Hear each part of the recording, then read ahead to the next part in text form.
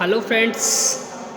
आज का जो हमारा टॉपिक है वो है आपका बायो-सैवर्ट के नियम के अनुप्रयोग। जैसा कि पिछली वीडियो में मैंने आपको बता दिया था कि बायो-सैवर्ट का नियम क्या होता है। मैंने आपको बताया था कि बायो-सैवर्ट का नियम होता है जब किसी धारावाही चालक में हम धारा प्रवाहित करते हैं तो उसके निकट किसी बिंदु पर वैद्युत क्षेत्र की तीव्रता या उस धारा का सूक्ष्म अवयव खंड कि किन किन बातों पर निर्भर करता है, वो सारी चीज़ें मैंने पिछली वीडियो में बता दी थी। अब उसी के कुछ एप्लीकेशन है, कुछ अनुप्रयोग है। तो इसका पहला एप्लीकेशन है आपका परिमित लंबाई के रजरेखीय धारावाही चालक के कारण उत्पन्न चुंबकीय क्षेत्र की तीव्रता। जैसा कि आप देख रहे हैं हेडिंग है आपकी। देखो मैंने मान लिया ये मेरा चित्र बना हुआ है। मैंने माना ए और बी मेरा एक धारावाही चालक तार है जिसमें धारा प्रवाहित हो रही है।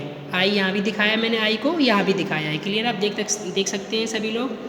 ठीक है, उसके बाद धारा चालक में धारा आई प्रवाहित तो हो रही है। धारावाही चालक में मैंने क्या किया, मैंने धारावाही चालक का सूक्ष्म अवयव खंड डी ले लिया, सी और डी ले लिया। अब हमने क्या किया, इस सी और डी के दोनों सिरों को बिंदु पी से मिला दिया जो बिंदु ओ से स्मॉल आर दूरी पर स्थित था।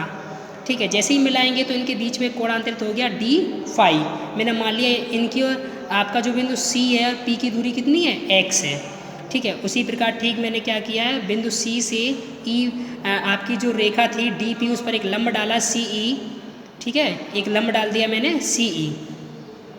अब मैंने तार ए बी के दोनों सिरों को मिलाया जिसके कारण ऊपर तो आपका कोण बन गया फाई 2 बड़ा कोण है और नीचे कोण बन गया फाई 1। एक चीज़ हमेशा याद रखना, अगर हम इसे मूल बिंदु मानकर चलें तो जो आपका फाई कोण बना हुआ है वो नीचे है। ठीक है, जब ये कोण नीचे है आपका तो माइनस का होगा, ऊपर होगा तो प्लस का होगा, क्योंकि अगर निर्देशांक के अनुसार देखें तो इस प्रकार निर्देशांक होते हैं आपके। ठीक है, ऊपर भी प्लस होता है, नीचे माइनस होता है, इधर प्लस होता है और इधर माइनस होता है। ठीक है, अब हम बात करते हैं, मैंने माना ए बी एक मेरे परिमित लंबाई का रजरेखीय धारावाही चालक है और इससे स्मॉल आर दूरी पर एक बिंदु पी है जिस पर हमें चुंबकीय क्षेत्र की तीव्रता ज्ञात करनी है। ठीक है, बाकी का मैंने आपको चित्र बता ही दिया, एक बार फिर बताते हैं। मैंने चालक का सूक्ष्म अवयव खंड सी डी ले लिया, इसकी लंबाई मैंने मान ली डी एल है जो बिंदु पी से स्मॉल एक्स दूरी पर स्थित है। आगे चलते हैं, तब उपरोक्त चित्र में सूक्ष्म अवयव खंड डीएल के कारण बिंदु पी पर उत्पन्न चुंबकीय क्षेत्र बायो-सैवर्ट के नियम अनुसार क्या हो जाएगा, डी वी बराबर mu 0/4 pi I D L sine theta upon x square, क्योंकि दूरी यहाँ से यहाँ तक की कितनी है, एक्स दे रहा है। इसे मैंने क्वेश्चन नंबर फर्स्ट पाल लिया। अब देखो यहाँ सूक्ष्म अवयव खंड जो लिया था उस पर मैंने लंब डाला था डी पी रेखा पर सी ई। इसके अनुसार मैंने साइन थीटा का मान निकाला त्रिभुज सी ई डी में। त्रिभुज सी ई डी में मैंने मान निकाला साइन थीटा का, तो क्या हो गया, लंब बटे कर्ण होता है, लंब सी है, कर्ण आपका क्या है, डी एल है। यहाँ से हमने सी का मान निकाल लिया तो साइन थीटा डी एल आ गया। क्वेश्चन नंबर सेकंड मान लिया। ठीक इसी प्रकार अब हम इसके बड़े वाले त्रिभुज की बात करेंगे तो सी पी ई में, सी पी और ई में, इस वाले में ये बड़ा वाला त्रिभुज है, इनके बीच में तो डी फाई कोण बनना है।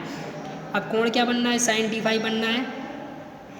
वही आप अगेन एक बार सी अपॉन एक्स, क्योंकि लंब बटे कर्ण होता है। अब चूंकि देखो एक चीज़ मैंने यहाँ साइन छोड़ दिया, केवल डी फाई लिखा। क्यों लिखा, क्योंकि ये वाला जो आपका डी फाई कोण है अगर इसे हम साइन में इंक्लूड कर रहे हैं तो बहुत छोटा है, नगण्य कोण है, और नगण्य कोण के साथ हमेशा साइन या कॉज हट जाता है, इसलिए मैंने केवल साइन को हटा दिया, डी फाई ले लिया सी अपॉन एक्स। यहाँ से सी की वैल्यू निकाली तो एक्स डी फाई, मैंने ये लिख भी दिया सूक्ष्म कोण है।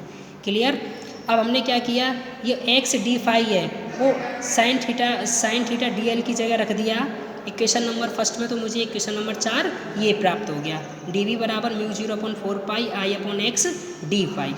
ठीक है, अब हम बात करते हैं त्रिभुज ये वाले में। ये वाला जो कोण बना हुआ है आपका ओ पी सी में, ओ पी सी में, ये वाला जो समकोण त्रिभुज है आपका।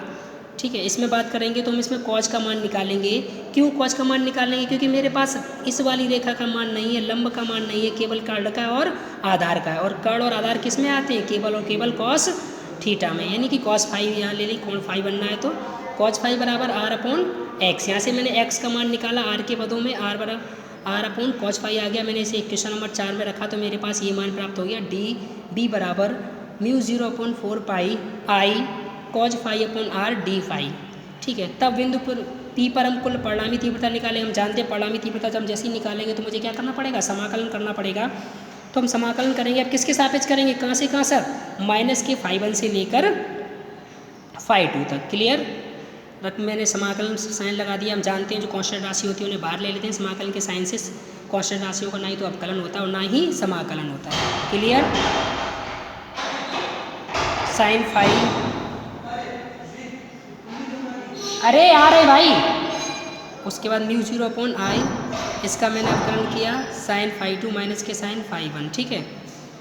तो v बराबर mu 0 upon 4 pi I sine phi 2 plus sine phi 1, यह मेरा मान आ गया। अब देखो अगर हम फाइव 1 और फाइव 2 के मान 90 अंश ले लेते हैं तो साइन 90 का मान ही 1 होता है, साइन 90 का मान तो 1 कितना हो जाएगा 2 हो जाएगा, तो मेरे पास मान क्या आ जाएगा ये।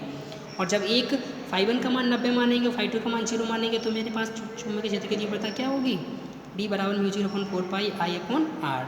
ठीक है, समझ गए होंगे, थैंक यू।